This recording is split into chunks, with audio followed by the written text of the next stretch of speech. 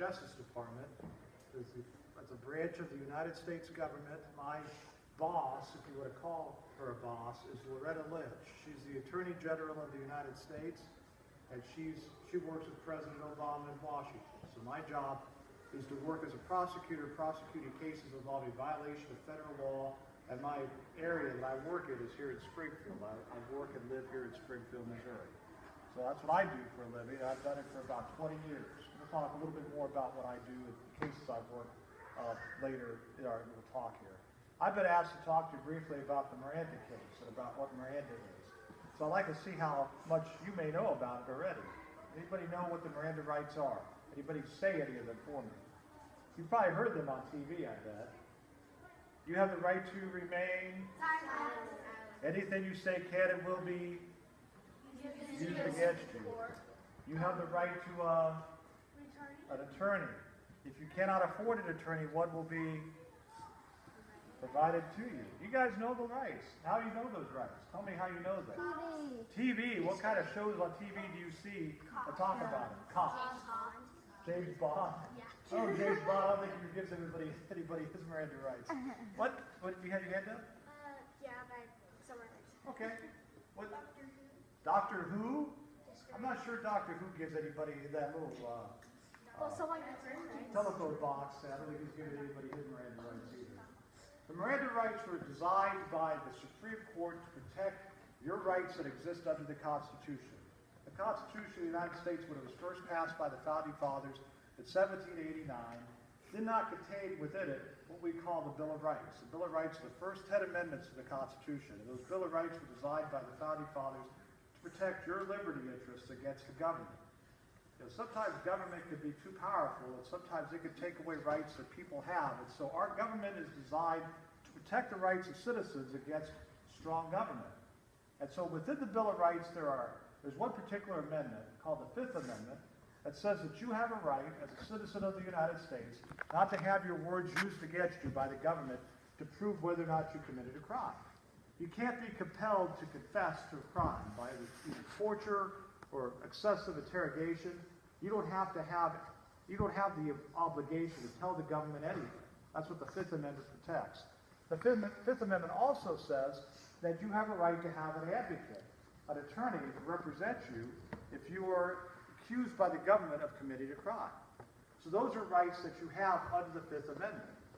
What Miranda does, the Miranda case, it says that the police have to tell you about those rights before they can ask you any questions, so that you know about them and you can actually exercise them, you can actually do something about them before you talk to the police. So when a police officer arrests you and wants to ask you questions of what they call an interrogatory nature, then they have to read those Miranda rights to you, or those rights we just talked about. You have the right to remain silent. Anything you say can and will be used against you in a court of law. You have the right to an attorney to represent you. And if you cannot afford an attorney, one will be provided to you. Do you understand those rights? You have to read those rights to an individual before you ask them questions of an interrogatory nature. Now you may say, Mr. Eggert, what do you mean by interrogatory nature? And what do you mean by questions like that? The Miranda rights are only read when a person is first in custody, and secondly, you're asking them questions of an interrogatory nature. What does custody mean? What do you think custody means? When your parents send you to your room, is that being in custody? Well, I mean, you can't leave your room, can you? Right? Go to your room. It's a free country. Well, your parents tell you to go to your room, you probably do it, don't you? What do you think custody means? Sorry? It's something that's, you're being held against your will. Let's use this gentleman right here. If I go up to him and I say, what's your name? Jacob? Jacob, you're under arrest. You can't leave.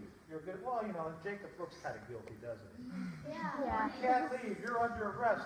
That's being in custody. That means he can't leave. That means as long as I'm, as a police officer, telling him that he's under arrest, he's in my control. Right? So that's custody. That's what custody means. An interrogatory question. If you're going to ask somebody that's in custody an interrogatory question, you have to Mirandize them. What does it mean to have an interrogatory question? If I ask you, what's your name? Do you think that's an interrogatory question? Yeah. No. What What's so bad about your name, right? It doesn't tell me if you've committed a crime or not, does it? It's just who you are. What color is your shirt? Blue. Is that an interrogatory question? No. Did you steal the car? No. Okay. Well, what kind of question is that? What kind of question is that? That's an interrogatory question. It's like when your parents probably ask you, did you take the cookies out of the cookie jar? No, right? But that's an interrogatory question. What is that doing?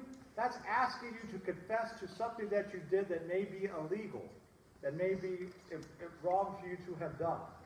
Those are the kind of questions that are interrogatory in nature. So, if a police officer comes up to you and says, what is your name? How old are you? Where do you live? Those questions are not interrogatory in nature, and so there's no need to Mirandize a person to give them their Miranda rights before the police ask those kind of questions. Officers go up to people all the time just to talk to them about things. But if an officer goes up to a person and first of all arrests them, makes it so that they can't leave, and then asks them questions that elicit a response that may cause a person to be found guilty of a crime, those are questions that the officer has to Mirandize a person before they get to ask them. What happens if you don't Mirandize a person and you do those things? Let's say a person is arrested and you ask them, did you commit this crime? Did you steal the car? And they say, yes, I did. But you never Mirandize the person. You never say to them, before you ask those questions, you have a right to remain silent. Anything you say can and will be used against you. You have a right to an attorney. An attorney will be provided to you if you don't have the money to pay for an attorney. If you don't read those rights to a person, and then they confess to the crime after you ask them those questions, that confession is not admissible in court. You can't use it. And if that's all you have on that person, you can't convict them of a crime. That's what makes the Miranda rights so powerful, because the police are not able to use confessions if those confessions are obtained in violation of Miranda, not reading the Miranda warning. So let's recap, and then I'll open it up to questions if anybody has any questions. Miranda rights are 4 rights. They're read to you at the time of an arrest, at the time of a custodial interrogation. Those 4 rights: right to remain silent, anything you say will be used against you; right to an attorney; right to have an attorney appointed to represent you if you can't afford an attorney. Everybody understand that? Mm-hmm. All right. Secondly, you also have to understand that those rights are only to be read to a person if they're going to be questioned in a custodial setting. They're going to ask questions of a custodial in an arrest situation. A person's being arrested or detained, and that questions are being asked that are trying to make that person respond or admit to a crime, admit to something that they did that was wrong. So does everybody understand what custody means? Yes. Okay, what does it mean? There you go. Thank you. That's exactly right. Very good. And what does interrogation or interrogatory question means?